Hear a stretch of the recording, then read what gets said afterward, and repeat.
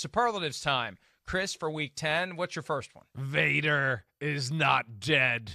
Death Vader lives in Foxborough still. I mean, we haven't really. I know we hit on it a little bit. Did you say Death Vader? I might have said. That's not the name. I know, it's Darth Vader. I might have said Death Vader. I don't know. It's early in the morning, and I might have said that. Yes, but they're not dead. Darth Vader is what I want to say. All right, and I mean that. First off, how could we be? New England's unbelievable. They really are. I mean, nobody gave them a chance last night. Big bad Baltimore. I mean, the Patriots defense, it's been a little bit all over the place. I mean, you don't know how good they can be. But no Stephon Gilmore to bottle up that attack by Lamar Jackson and company. I mean, their inability to, run the ball and dominate the game that way, that was really impressive. I mean, it just speaks to Bill Belichick, his son as well, the great things they do on the defensive side of the ball. It just shows you that, COVID-19 and all those things, how great of a coach Bill is. I mean, he's their greatest asset. Here they are, back in the building a lot. And, I mean, really, they've played 3 pretty perfect games in a row. They're not that talented. But Buffalo, they're driving to win. Cam fumbles. Yeah, okay. They played it perfect, though. Coached it perfect. Cam played it perfect. Last week against the Jets, kind of the same thing. Yeah, they let up some big plays in the pass game. That ended up burning them in the Jets game. But still, it was coached perfect. Cam Newton played it perfect. And again, that happened again last night. They have no room for error, but they seem to make it happen. And, just the physicality in which they played, they weren't sloppy. Baltimore, we're seeing snaps go all over the place. The interception by Lamar Jackson before the start of the end of the first half, that was a huge moment. I just got to give credit to New England. When we count them out, they're just never dead. They're unreal. Our pal Rodney Harrison, a Patriots Hall of Famer, was giving me a hard time within the past week or so on this idea that I keep pushing that the best teams in the AFC do not want to see the Patriots in the playoffs.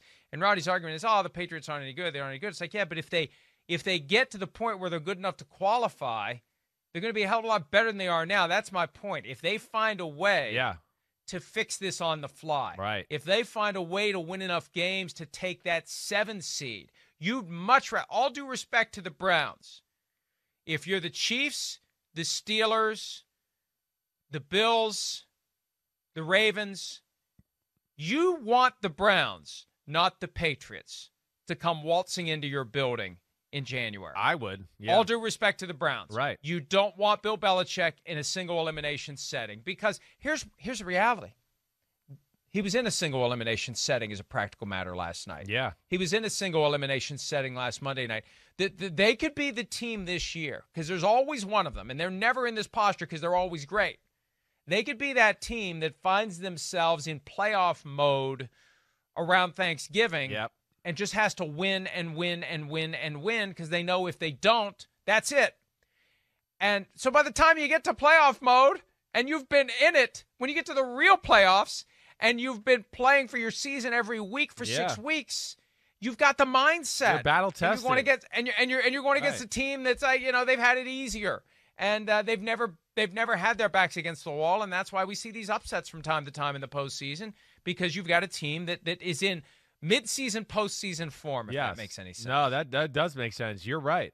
I mean, hey, we've seen the Patriots do that. They started off their dynasty doing that kind of thing, whereas, Brady. They were 5-5. They were 5-5. 5-5. Right. They had a fight for life, and every week was a playoff game, and that just continued right to them winning the Super Bowl. So we'll see where it goes. But you see they have a formula, and they have some elite things they have. I mean, you mentioned it. Belichick's elite. The secondary is elite.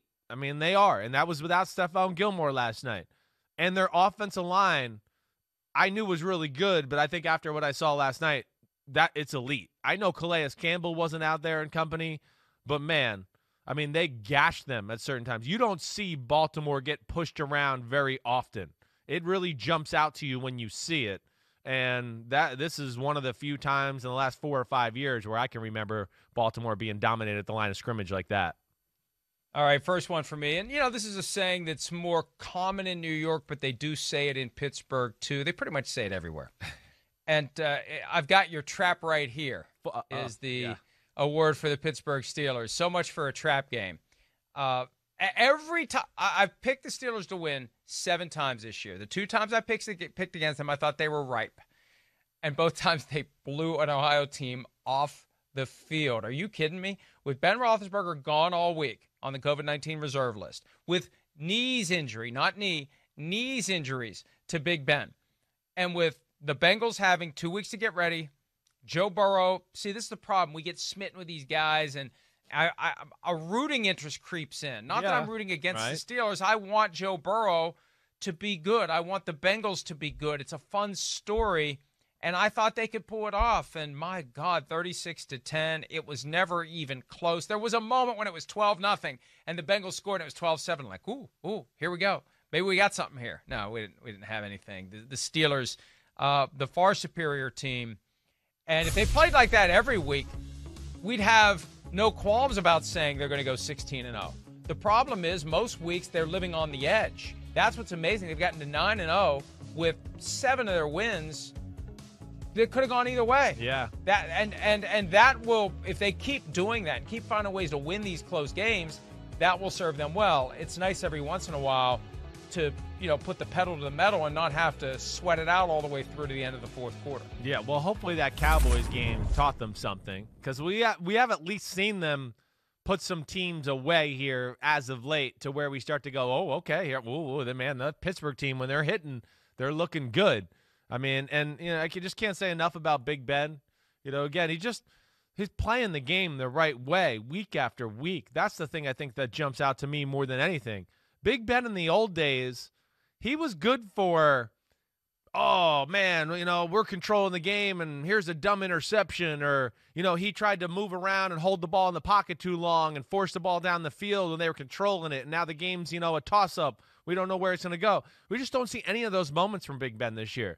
He's kind of just like, okay, so what? It's ugly. Yep, it's ugly. We're hanging in there. It's 6-0. So what? I'm not going to make a mistake. We got a great defense. And they just slowly chip away until they find out how they want to attack you. And then we know they got some weapons at receiver. And, they looked good yesterday, like you said, Mike. And then, I don't think Joe Burrow's seen quite a defense like that. I know he had a deal with Baltimore, but this is, different in their own right, where they can rush the passer and do all these crazy things. And they certainly gave Burrow in that passing game some issues yesterday. And I think we're close to calling it in the AFC North. I know that the Ravens and the Steelers play in 10 days on NBC Thanksgiving night, but the Ravens have the Titans this weekend. The Steelers have the Jaguars. And when you look at the rest of the schedule, the Steelers do have a game at Buffalo, but they should be able to hold their edge over the Ravens, especially if they beat the Ravens in 10 nights. And I've resolved that I am not picking against the Steelers again the rest of the year. They could lose every game between now and Week 17. I'll still pick them to win Week 17. They have that magic.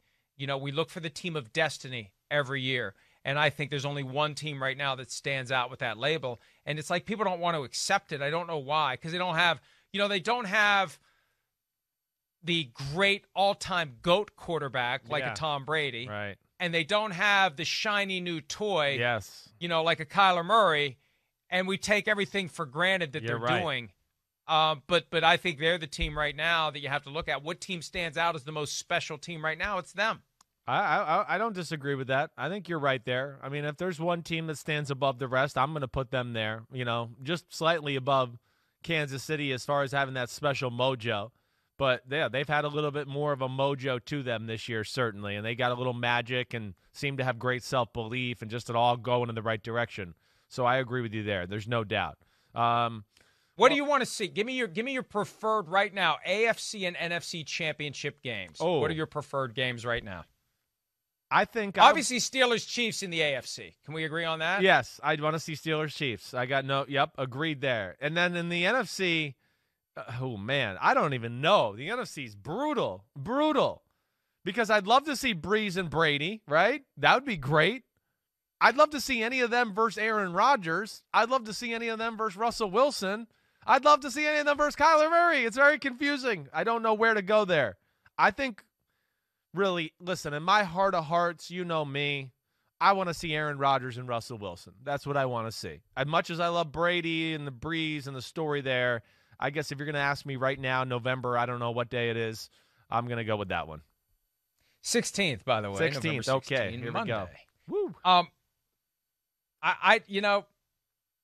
I think Kyler Murray and Russell Wilson would be the most compelling, even though we're going to see it again that's why, Thursday. Yeah. I have a feeling after we see it again Thursday, we're going to be saying we want one more. Or Saints-Bucks would be great. But it would be, to see Kyler against Tom Brady, I mean, talk about the ultimate contrast in age, in style, in everything. Yeah. But, yeah, there's a bunch of different permutations in the NFC that I wouldn't complain about. But, boy, we really want Steelers-Chiefs. And think about that, folks, when you're rooting for upsets in the divisional round. We like chaos, but the aftermath of chaos is we get robbed of a potentially great championship game. Let's not go overboard rooting for chaos in the divisional round. I think we really want Steelers-Chiefs to find a way to get together. All right, Chris, what's your next superlative? Meme this, okay? How about meme this? That's what Daniel Jones said to everybody in Philadelphia and New York after yesterday. I mean, that would have worked better. I got your meme right here. I got your. You're we right. Have done that for hey, New, I got New your York. meme right here. Hey, Philadelphia, go back to Philadelphia, okay? I got your meme right here. I'm gonna run it in this time. I'm not gonna trip at the 10, okay? Forget about it. I mean, yeah. Hey, great payback for the New York Giants, blowing that game against Philadelphia a few weeks ago. It was there to be had. They had a 21-10 lead. I mean, like I said about Bill Belichick and everything like that, the one thing I respect about the Giants, and it's not as though they look pretty, but their approach to the game on a week-in, week-out basis is correct, to where I always go, I understand what they're doing. Joe Judge has a cohesive game plan here. I think that's something to be excited about as a New York Giants football fan, at least it is for me. But Daniel Jones, I mean, some big throws, but the running, that was really what put them over the top. The touchdown, a few plays here and there where he kept it around the edge. And in a game where, hey, yeah, we all thought Philly would win and find some way to ugly pull it off like they usually do. That just didn't happen. And that was because of Daniel Jones, and it was because of the Giants' defense, too. Man, is the Eagles' offense an embarrassment. They really are. I don't know what else to say. And here's what amazes me about the Eagles yesterday. Doug Peterson is an Andy Reid disciple. And one of Andy Reid's greatest traits is if you give him extra time to prepare for a team, he will win. Yeah. For Doug Peterson to have an extra week to get ready for the Giants. I mean, this wasn't the Giants. This isn't the Giants. What have they been? It's not like you're taking on a great opponent. And to not have it going was stunning. Here's Doug Peterson after the loss, taking full blame for what happened. It's on me, that we play the way we did today, quite honestly. But I felt the energy was good. It's, it's difficult, obviously, without the fans, but that's both teams have to deal with it. And, can't make excuses for it. I was watching NFL Network last night, and there was the question posed on the screen, is Doug Peterson's job in jeopardy? And my thought was, really? Is it?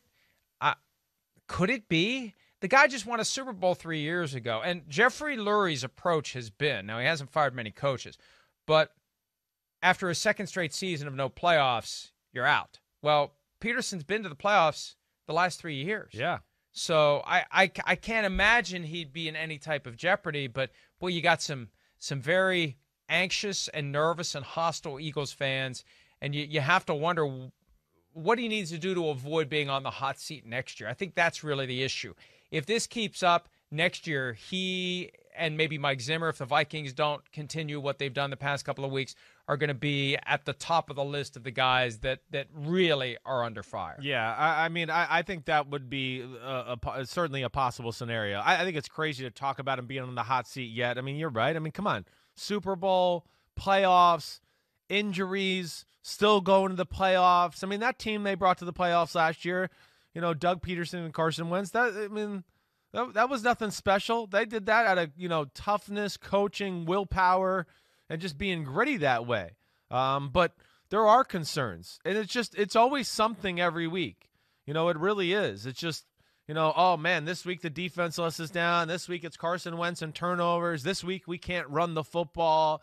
This week we can't get a pass completion over 10 yards. Everyone is 5 yards. I mean, it's just there's nothing pretty, nothing to hang your hat on, especially the offensive side of the ball. And that's where it's disappointing because they were a little healthy yesterday. Miles Sanders was back. Alshon Jeffrey was back. Jalen Reagor's there. And to still put up that performance and go 0 for 9 on third down against the New York Giants with no great pass rushers and things like that, I mean, that to me is shockingly bad. And, they got issues.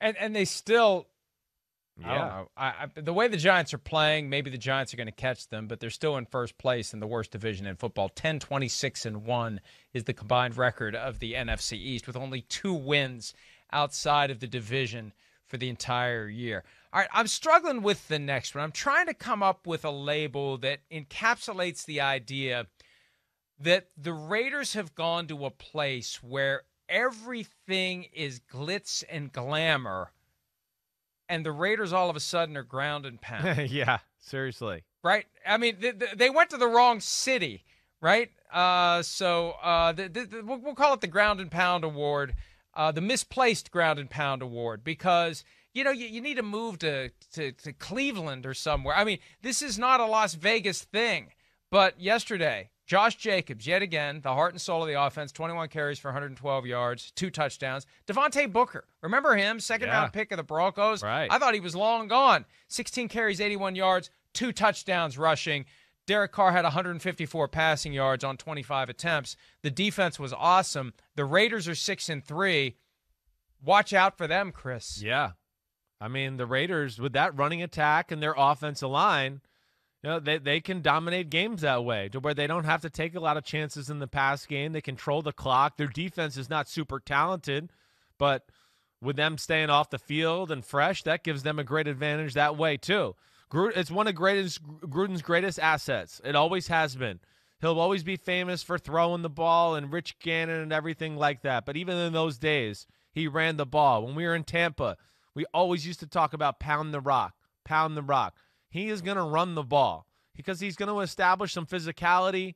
He's going to back a defense off from blitzing and doing things like that. And most of all, the way his team is built, it's built around their O-line. That was a big win. They're a tough football team. They might not be the most talented team in the league, but they're tough week in and week out. I give John Gruden a lot of credit there.